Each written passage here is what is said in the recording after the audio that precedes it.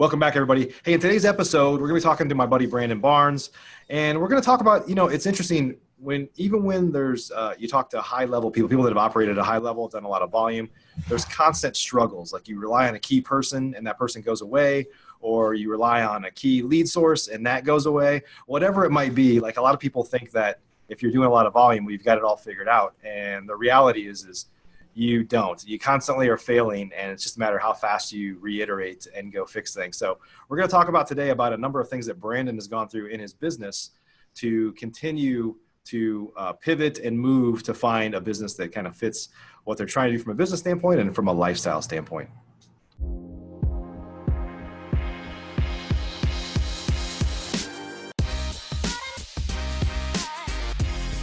Professional real estate investors know that it's not really about the real estate. In fact, real estate is just a vehicle to freedom.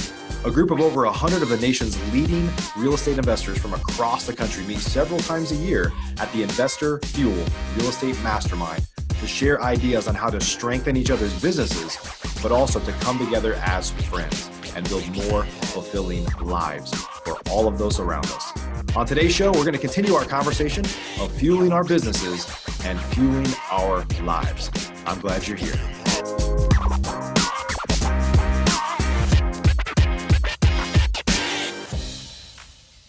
Hey, Brandon, welcome to the show. Hey, what's up, Mike? Thanks for having me, man. How are you today? Always good to see you, my friend. And so, yeah, it's exciting to talk about this because, we met, it's probably been a couple years ago now, but when we really got to know you when you joined Investor Fuel. And the cool thing, look at you. You're wearing a carrot hat. You're on the Investor Fuel show. You're pimping Corey Peterson's cash flow shirt. I don't know what you've got on down below the waist there. I can't see down there, but anyway. Yeah. It's cool how there's this incestuous family of like, I have like a dresser full of just like merchandise from my buddies. That's pretty much the only thing I wear anymore are my Investor Fuel t-shirts, my Rinse Do shirt. I'll give Corey a shout out, the Rinse Do in the back. But I either wear those or I'm playing golf and wear my golf shirts. But the carrot hat's a little tough because it's orange. But I was just kind of feeling a hat today because I didn't get in sales mode. So I'll put my hat backwards, put my headphones on, and make some sales calls. Yeah, you'll appreciate for the upcoming meeting in September or in August out in San Diego. We're actually ordering new Investor Fuel hats right now. So we had funny little stories. We had Investor Fuel hats made once before. We gave them all out. I only had one, and I went deep sea fishing in Cabo last fall, and I was in a cab by myself at like 4:30 in the morning or some real early time, and it was dark, and I left my hat in a Mexican taxi. So I haven't had my own Investor Fuel hat and that was like my favorite hat. So anyway. Yeah, I still have mine. I saw it this morning. Yeah. So, hey, when we first met, or when you first joined Investor Fuel, you were doing a lot of volume. You guys were buying like 20, 30 plus houses a month, right? And it just wasn't the right model because your margins were lower than you wanted. You were kind of beholden to a hedge fund that you were selling stuff to. And I've watched you pivot many times over the last couple of years for sure. And, a lot of people think that when you operate at a high level, you must have it all figured out, or it's like easy for you. Why don't you take a minute and kind of dispel that myth? Yeah, so there's a word you left out there, painfully pivot each time. Yeah, it's been a big learning curve for us. Learning how to go from having this big kind of volume machine to now an agile, rental focused company. In basically a little over a year is what we've done it in. And there's been a ton of people problems. There's been a ton of process problems that we've had to work through that challenged us daily to figure out and really kind of dig into and and get clear to where we want to be in a business. And that is to impact and inspire people. And that's it. And so we had to figure out, like, are we doing that through all these transactions? We're not. Are we doing it here? We're not. But if we're buying rentals and helping with affordable housing and doing what we want to do, are we kind of meeting our mission? And we finally have gotten to that point. And it's been a nice ride the last couple of months for sure. Yeah. I mean, it's at the end of the day, I could say the same. All these people that are around us, a lot of friends that we have in common. If you look back at them, they've made major pivots in their business. And I think that's what entrepreneurship is ultimately. That's what makes an entrepreneur, right? That's not what entrepreneurship is all about, but that's what makes an entrepreneur, I think. Of course, we all want success, whatever's at the end of that rainbow, right? But the truth is there's so many people, and them, they're all around me, a lot of my friends, family members, people that are not entrepreneurs that work for somebody else, is they might, if they get the courage to try something one time, and it doesn't work, they usually, that didn't work, I'm just going to go back to what I was doing before, right?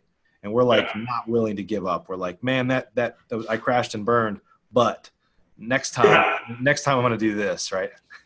Yeah, no, I am a definition of that. And that's why one of the biggest reasons I love helping as many people as I can is because, I've lost hundreds of thousands of dollars between PPC and marketing. And, luckily we haven't lost them on houses, but we've paid a lot of learning curves on getting our business better.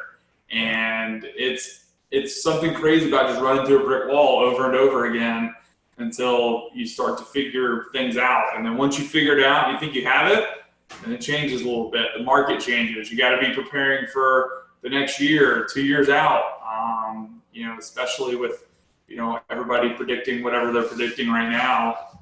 You always have to be prepared for something to change or be different. Yeah. And I think with like technology and a lot of things that have happened over the last, several years in the real estate space, like it's forcing these iterations of change to happen much faster. Like in the past, it was like something might work for many years and then it doesn't work anymore. Where now it's like investors and entrepreneurs, probably across all industries, truthfully, just iterate much faster, right? Something worked great and then next year it doesn't work at all, right? I mean, just in so July will be a couple month and a half from now. I mean, it's just changed so much in those 3 years. And granted, when I first started, I didn't know about a lot of the technology pieces, and I was probably a caveman type investor. My pen and pad, my Google was a Google Voice number and some bandit signs, and that's how I started. But now with all the CRMs and the texting and the robo dialing, like all these things that have just come out of the woodwork in the last 3 years are mind blowing, and it forced you as an investor to learn pieces of everything to understand kind of how can I best communicate my message to a seller or buyer that wants to work with us. And you have to, because like direct mail may not be working in your market, or texting whatever may not be working, and you have to change, or you're eventually going to start not getting houses the way you want them. Sure.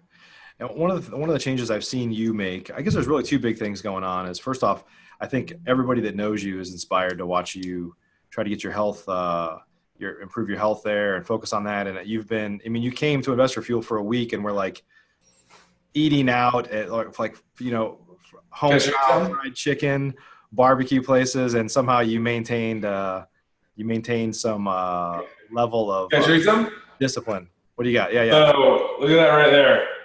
Investor Fuel goals. Again, nice. I don't know how we can see it. Personal goal, lose 30 pounds by next meeting. I'm trying to get the focus. That's awesome. That is a goal that has been hanging on my microphone boom since a year ago. And it's taken me that long to get my mind right to finally figure my health out. But I have not stopped looking at that goal. That I did a video, accountability video for the goals during the meeting, and I wrote it down on that piece of paper. And it was to lose 30 pounds would put me under the 300-pound mark, which I went for the last Investor Fuel meeting under 300 pounds. Awesome. And so it took me a year to get that goal, my 90-day goal. And then, one was to change our assignment fees. To distract you on that. But yeah, no, it's that's fantastic. Yeah, I'm literally looking at it. It says Investor Fuel goals. I forgot that it was there for the call. Yeah, that's awesome. Well, and the other thing is that you've learned is, and I want people to listen to this. So you guys were doing a lot of volume, but it was thin margins, right? You had one customer, and if they went away or changed their mind, you would have been screwed. And you also kind of realized over the past year, probably, we've kind of watched this transformation, that when you're wholesaling, And there's nothing wrong with wholesaling. Obviously, lots of people do it, and it has a role. But what you realized is like your goal is cash flow to retire at some day, at some point, whatever it is, recurring revenue for sure, right? Is that when all you're doing is wholesaling, you're starting over every day for the most Yeah. part, right? And so talk a little bit about how you've kind of morphed your model to say, hey, we're going to wholesale to ourselves if we can, into kind of our rental division, if you will. And we're not going to leave any money on the table anymore when we can, because you'll regret that eventually. Yeah, and so a prime example is today, but I'll talk about it at the end. A year, kind of end of March, beginning of April last year, we raised our first kind of little bit of private money. And I always thought that I couldn't buy rentals because I didn't know anybody that would lend me money to buy rentals. I'm not bankable, all the excuses that everybody kind of else made. And so we made all these thin margins, and it was just a fight every month. It was like, all right, what's it going to cost us to run our business? How much revenue do we need to have? And it's just like this constant churning every month. And if those deals didn't come in, all that money that you had saved up, you just saw that just tick slower every time. And so probably about 3 or 4 months ago, we decided that we're going to really focus on buying our own rentals. Because when we wholesale properties, we wholesale more rentals than we do flips. And so I'm sitting here making $5,000, $7,000, $10,000, whatever on an assignment now, and then somebody else is getting a passive income property that they're just renting. And so we started looking at our business, said, hey, if we kind of create our holding company, and which is Barbell, and really creative name, Barnes and Bell together. But if we create our holding company, our wholesale company is already assigning properties to other buy and hold investors. Why can't we be our own buy and hold investor? Yep. And so I really focused on raising private money, and we've done a really good job of finding people who want to invest in assets and get good returns on their money, and give it in terms that make sense for us to hold for rentals. And so now we look at our business model now, every lead that comes through, it's like, hey, does this fit our buy box? Can we refinance it? Do we have the private capital to kind of buy this deal? And if we do, and it's everything that we want, like we pay our company our assignment fee, and it goes into our rental portfolio. And we've amassed, we'll be at 20 doors by the end of the month. And we really just started kind of 4 months ago. Right. And so, but like being intentional about it is been the most important part. And I'll give you an example today, a deal that we're working. One of the hedge funds in our market wants to buy this property for us, but they don't want to pay us $3,000 assignment. And I'm just sitting here thinking to myself, it's going to rent for $900. I'm going to be all in it for $55,000, and it's worth $90,000. Like, why would I sell this to a fund for $3,000 when I can sell it to myself, put $3,000 or $4,000 in my operating, my assignment fee, and then just keep it for rental? Exactly.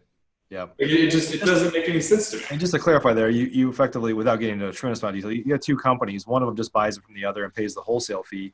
The significance of that, people that are listening to this understand that assignment fee that you're getting, part of it, maybe if it's $3,000, not much of that's profit, but certainly part of that assignment fee goes back to pay your operating costs. You have staff, you have advertising, and the reason that makes it hard to typically do that is like you need to put some money, you need to feed the monster, right? You got to get some money back in the business. It's not like it's all profit; it's covering your costs, which enables the whole thing. And that's the biggest thing is you're either going to build a company to go direct to seller to buy it at a deep discount, or you're going to have to buy from wholesalers or MLS or something like that, which you may not get that discount that you're looking for. And so in our eyes, if we can be our biggest buyer, and we're not trying to make $20,000 assignments on our own self, like we still will wholesale a property out if the deal makes sense to wholesale it. Right. But if we're only going to make $3,000 or $4,000 assigning it to somebody else, and it's a good rental for us, then we would rather take that money and keep it ourselves and kind of go from there. It's our average assignment fee to ourselves is like $5,000, I think. It's super small, but it covers the bills, it covers the lead, and then it puts a little bit of money in the account that can keep kind of moving. And then we're still focusing on wholesale and some other properties that either are lower income, they're out of our affordable housing price range, something that really doesn't fit to what we hold. Sure. So talk a little bit. I know you kind of adopted the profit first kind of structure, and I think what happened is you guys were doing a lot of business over the years, but the business itself wasn't necessarily profitable. Or sometimes what happens is you just get sloppy. Like you see your business is doing well, and you don't pull any of it off the table. You just maybe dump it back into the business in the name of growth or whatever it might be. So for those that haven't read, this is all based off of a book called Profit First, but maybe just kind of share for a minute or two how you apply that in your business and what that even means if somebody hasn't heard of it. Yeah, so in order to kind of get to where we are now, we had to get our books and our business kind of really tight. And at the investor field meeting in Salt Lake in February, some guys out of Philadelphia presented about it and talked about how they started using Profit First. And then I think it was Ryan, is who mentioned it. And then Jesus and Felipe out of Miami also mentioned it. And so I was like, we need this in our business. Like we need to, because you have these phantom profits at the end of the year, your accountant's like, you made this much money. And you look in your account and you're like, I didn't make that. Like these two things don't make sense. Right. And so I was like, we need this. And basically what it involves is you run an analysis of your business. It takes like 5 minutes. And then you figure out where your kind of dead weight is. And we were able to cut a ton of expenses. We had to kind of cut some VAs, but we were able to find them jobs. And they were very thankful for that. But, we really kind of looked at our business and said, does this subscription, does this thing that we paid monthly, does it bring income into our business? And if it didn't, it was axed, it was gone. And we really got our business down to a manageable monthly kind of amount. And so now it's a math problem. It's like, hey, we need this much money a month to generate, to break even. So at worst case scenario, this is how many deals. And we want it to be in that 3 to 5 deal mark to where, if the market corrects or something happens, then, I can fall out of bed and do 3 deals in a month, and as long as my business operates on that 3 or 4 deals type piece, then, we're okay. And then anything above and beyond that or bigger amounts, just go to profit. And so I'm proud to announce today is the first day that we allocated our true profit into our profit account, which means that you have your one bank that you kind of do all your banking, and then you have a profit bank that you transfer it into that nobody has access to except for the owners. And so once it goes in there, it never comes back. It doesn't you don't pay taxes with it. You don't pay bills. You don't growth. That goes into your pocket as owner's compensation. That's great. And you just start to look at your compensation as an expense. I mean, the fact is if you were working for somebody else, you'd be getting paid generally, irregardless of how the business is doing. And so basically instead of, hey, you're going to eat first instead of eating last if there's anything left, right? Yeah. And you don't do it, like our business wasn't healthy enough to say, hey, we're going to take 25% every month and say, we're not going to do anything with it. And so the book kind of teaches you to do it really small and then grow on it. So we're just doing 1% for the first quarter. Something like if your business can't take 1% out, then you need to look at your business. Yeah. No doubt. And so we were able to take that money, take 1% of taxes and 1% of profit, put it in our account, and it's there. And then basically you evaluate. You'll have some extra money in your what they call your OpEx account. And then next quarter you can move it and then say, all right, we're going to increase from 1% to 5% or 4%. But the goal is every percent that you move to never go backwards. And so you don't want to, we've all done it in like the health life. We're like, oh, I'm going to lose 30 pounds this month. And then you go work really hard, you lose 10, and you're like, well, I didn't lose 30, and I'm depressed, and so now I'm going to go back to doing whatever I was doing. Where had you just stayed there at that 10, you'd have been okay, because then you only got to do 10 more. So it's kind of, Yeah. That's awesome. And so you kind of mentioned you heard these things from a couple people that are in the group, and plenty of people have heard stuff in the Investor Fuel family from you, and then adopted it in. Maybe just take a minute to talk about you're what we call an OG. You were there for the very first meeting. I keep having this idea. I'm going to get you guys some big like OG like gold chains or something. They might be plastic, but they'll look like gold. But anyway, what's that? I said, there we go. I love it. Yeah. So talk a little bit about, as part of the Investor Fuel family, the reason I started this podcast is that the truth is we've been doing the Flip Nerd podcast for 5.5 years, and it kind of morphed into an Investor Fuel type podcast anyway, because we have so much talent, so many great people in the group that I was like, I don't really need to go find people to interview. Like, these people are already in our inner circle. And maybe just kind of share your thoughts on the power of the group, and you've been a massive giver, as big as anyone in the group, but kind of what that has meant for you in terms of your business. You're adopting all these things to improve your life and your business. What has the Investor Fuel family meant for you? I mean, it's meant everything. It's a group of people that allow you to make the learning curve that much faster.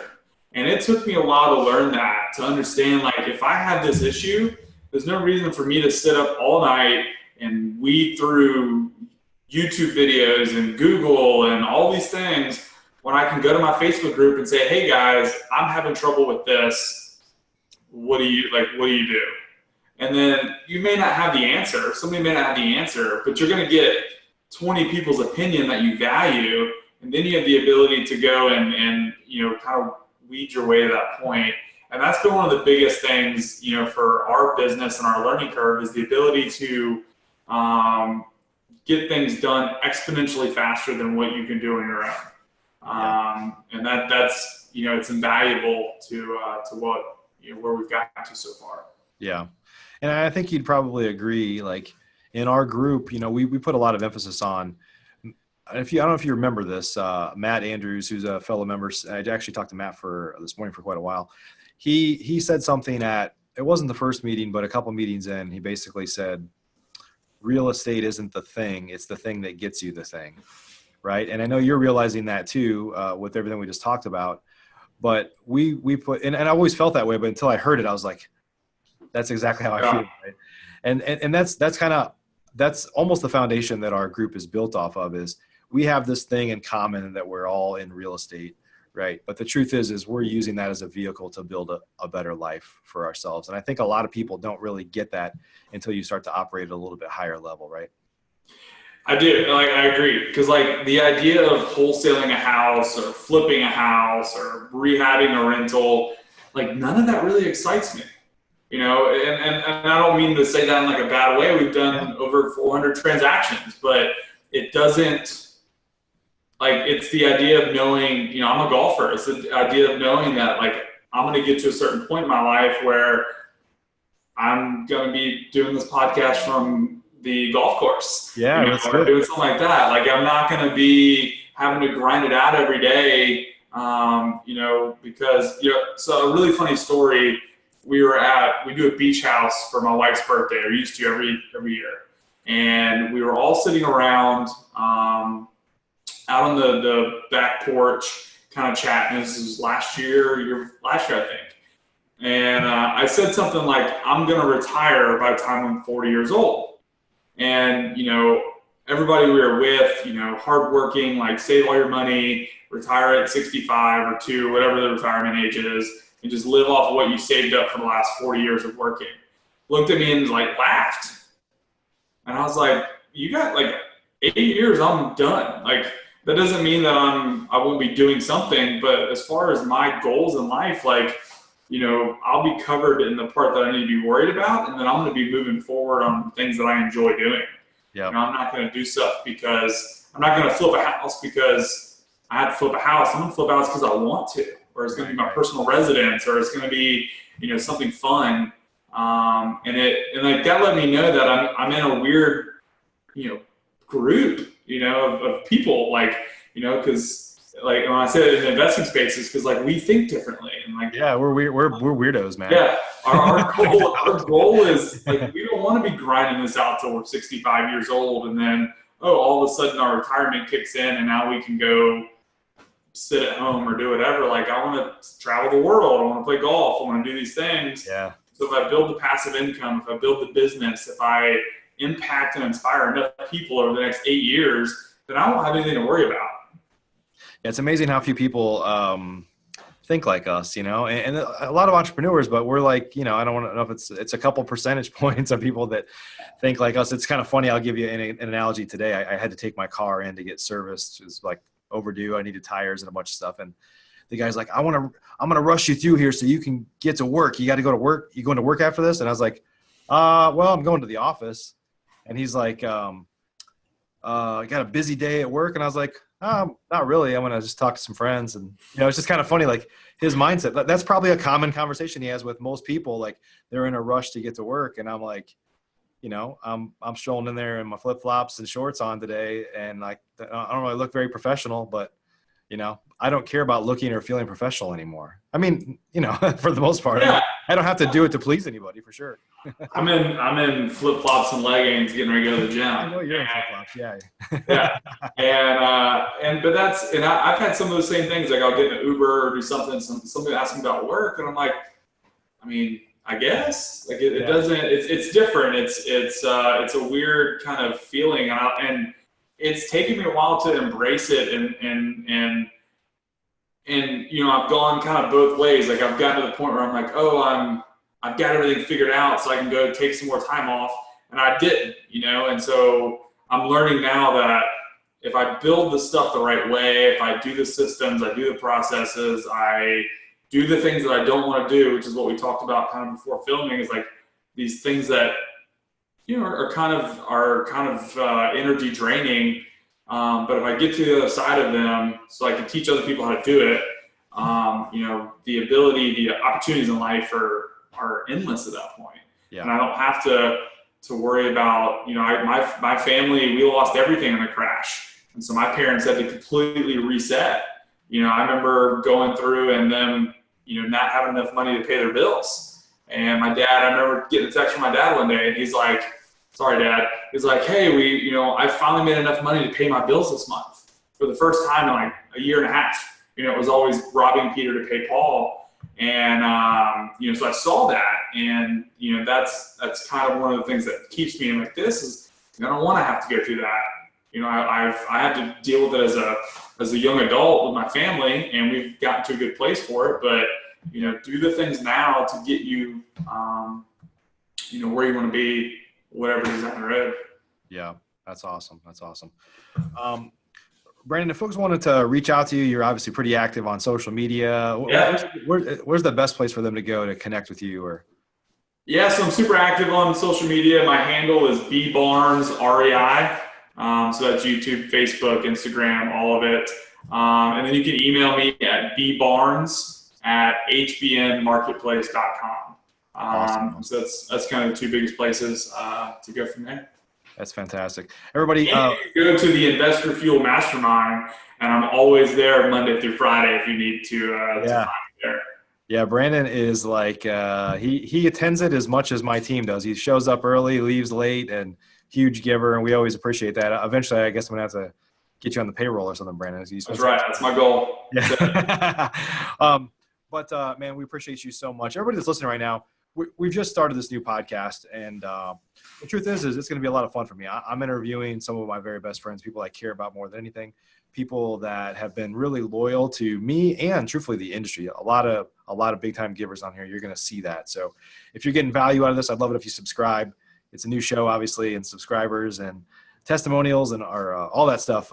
Ratings are really important to us. So if you don't mind subscribing on iTunes, Stitcher Radio, Google Play, YouTube, or you could watch everything on Flip Nerd, of course. But we appreciate everybody for watching. Brandon, appreciate you for everything you do, my friend. Hope you have a great day. I appreciate you. Hey, man, absolutely enjoyed it. Thank you for having me. Awesome. And everybody, until the next episode, I have this little tagline. I have to remember this now. Until the next episode, stay focused on what fuels you. See you on the next one. Are you an active real estate investor?